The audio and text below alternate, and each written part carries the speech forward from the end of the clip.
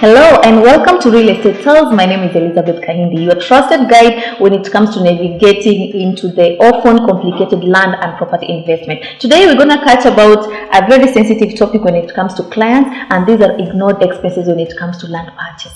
Ignored expenses when it comes to land purchase. What is it that you are never told when it comes to purchase of land? Let's talk about survey fees. Do you include that in your initial budget? Is that part of the initial value of your property? Remember, these are charges that you are going to pay and you are going to make. So kindly make a wise decision, have a good budget when it comes to survey fees. Let's talk about taxes. We have land taxes in Kenya. Do you know how much we need to pay for a capital gain tax? Let me surprise you.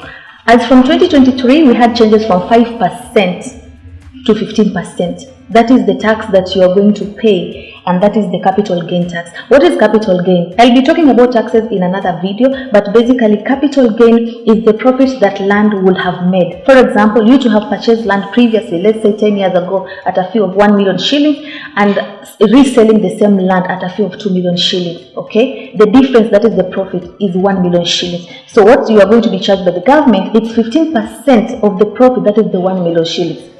I'll be going deeper into taxes next time, but I wanted to raise this to be one of the expenses that are always ignored. And capital gain is just one of it. We talk about stamp duty. Depending on where you are purchasing land, if it's within the municipalities, you are going to be charged 4% of the actual value of the property. If it's outside the municipalities, you are going to be charged 2% of the actual value of the property. So please, let's have the math and see how much the value of the property that you are trying to purchase will get into. I only mentioned a few, and I want us to talk about legal fees. When we are talking about the legal fees, these are fees paid to the advocates, at times the local administration. How much are you going to be charged on this? Kindly make sure you include this in your budget, because some legal fees are extreme, depending on the status of the company or depending on the status of the property as well. Let's see what we've not covered here. Let's talk about infrastructure development. What about the road that you are trying to get into your property? What about it not having power and yet you still have to pick from a neighbor? What about water? Do you include these things?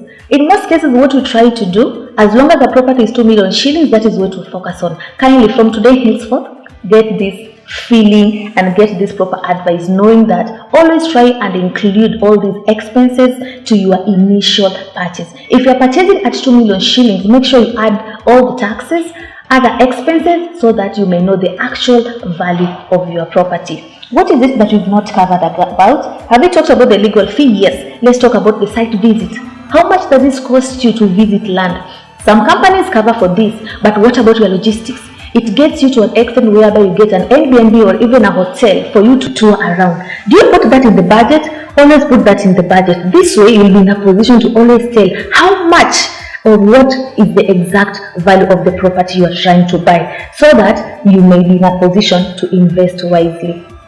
Until next time, I'm Elizabeth Kahindi, reminding you again to always make wise decisions when it comes to property purchase.